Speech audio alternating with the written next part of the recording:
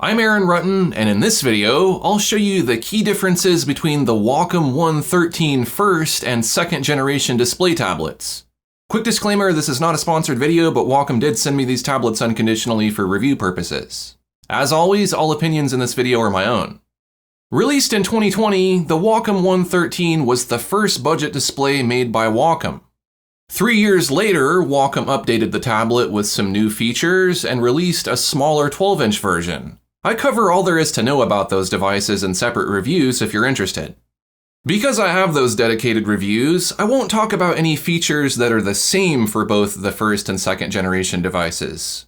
With that out of the way, let's get into the differences between the first and second generation Wacom 113. These products are mostly a display, so let's look at that first.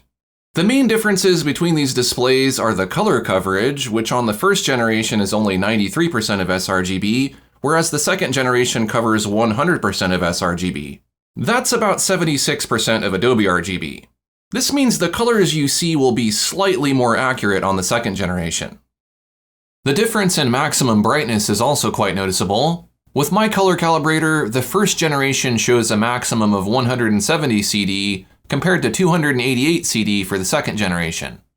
And because the screen utilizes optical bonding, parallax is near zero on the second generation model, but not terribly bad on the first generation either. The texture of the drawing area on both devices is slick, but the first generation feels stickier on my skin. I think this is due to the anti-fingerprint surface on the second generation. One small feature that I'm really excited about is the way you access the display settings on the second generation Wacom 113. You simply press a button on the top edge of the display, and that opens an on-screen menu that you can navigate with your pen. Most display tablets have complicated menus that are difficult to access, and some $3,500 tablets have you pressing buttons on the back side of the display, so I really hope this becomes the standard method going forward. There are similar display options on both versions of this tablet, but the second generation offers more control over extra functions like the pen buttons and power button LED brightness. In terms of size, the first generation is a bit wider with more of a bezel surrounding the display. This bezel is nice as a buffer zone to keep your pen from running off the edge of the device. It's sort of a trade-off because the second generation is more compact. Honestly, the bezel is too small on both devices anyway, so it's not really a huge difference to me. In fact, it's nice to have a bezel at all, considering that some of the higher-end display tablets seem to be doing away with them. Another difference in the bezel is that on the first generation, the white border surrounding the bezel can snag on your pen when you run off the tablet. This doesn't happen on the second generation unless you add the optional protective case. The depth of the devices differs as well, with the first generation being 14mm thick, compared to the second generation being only 12mm. The 12-inch version is only 11mm thick. That's of course without the protective case. You'll also notice that the first generation tablet tapers near the bottom, compared to the second generation, which has a uniform thickness. Perhaps the most significant difference in these two devices is that the second generation supports multi-touch. I can use touch to navigate my computer, and it really comes in handy for zooming, panning, and rotating your page in art apps. I'd say it's an essential feature, but you can get by without it. For those times when you don't want to use touch, you can easily disable it with a switch on the top edge of the tablet. Another significant difference is the pen that is included with these devices. The newer pen resembles a ballpoint ink pen, whereas the first generation pen is more classic looking with a flared tip and rubbery grip. The newer pen feels more rigid and is perhaps more durable. The basic design leaves you with less to damage. The width and length of the pens are identical, but the button length differs since the second generation pen has 2 buttons rather than 1.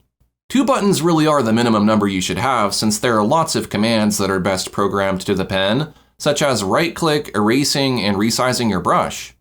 Another difference between the pens is that the newer pen is customizable. You can change the color of the front and back halves of the pen, and add an optional pocket clip.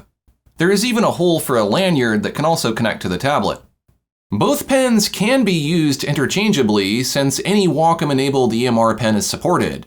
If you already own the first generation tablet, you can save on buying a pen if you don't need 2 buttons. The classic pen is more comfortable for drawing, whereas the newer pen feels better for handwriting. But if you don't fancy either of these pens, you can also choose from a variety of third-party EMR pens. The older pens that were made for the first generation will still work with the 2023 model.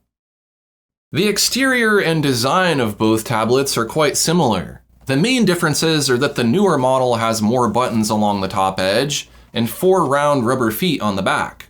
The first generation tablet has rubber on the back too, but it's distributed differently.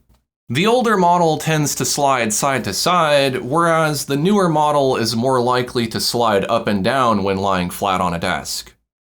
The stand is another key difference. The first generation has built-in folding legs. Because they attach to the device, you can easily move the tablet around on your desk at an angle, but you're limited to a single angle. The second generation, however, has an optional stand you must purchase separately. This is sort of an odd puck that splits in half with a center that folds out. You can then rest the tablet against that. While it's not so great for trying to move around your desk, it does offer more angles for the tablet. Another accessory is the back cover, which is only available for the newer Wacom One 12 and 13. This clear hard plastic shell protects the bottom of the device, and stickers or other decorations can be added to it to distinguish it from other tablets.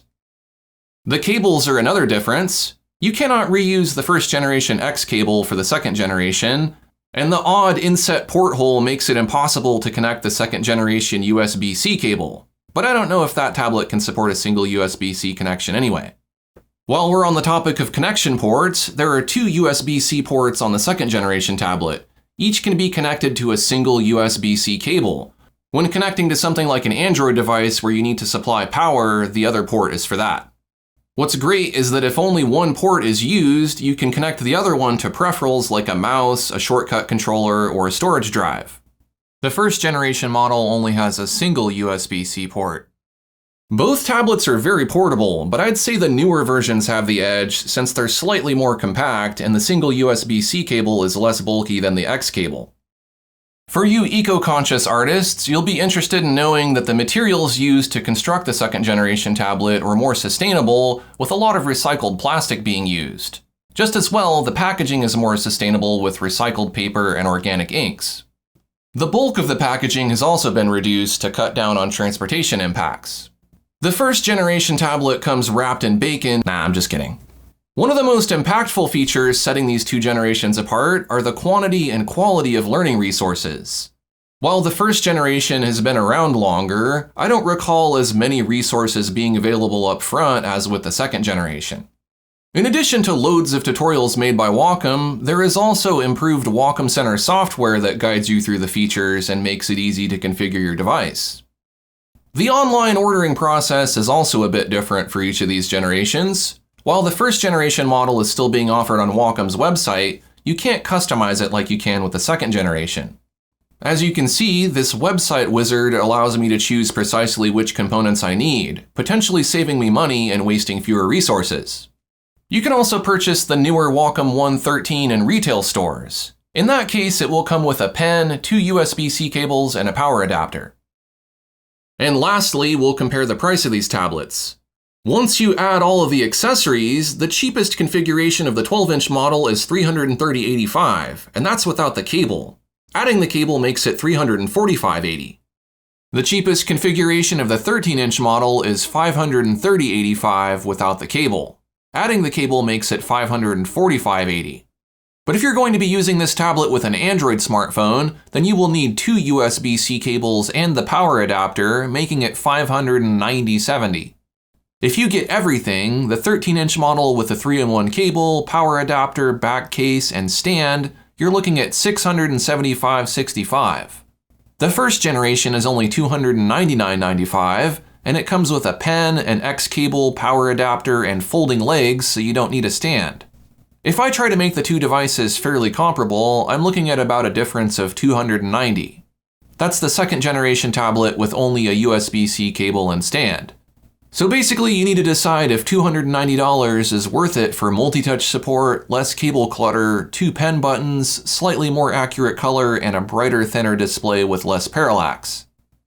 Alright, those were the key differences between the first and second generation Wacom One 13 display tablets. If you found this review helpful, be sure to subscribe to my channel for more drawing tablet reviews and digital art tutorials.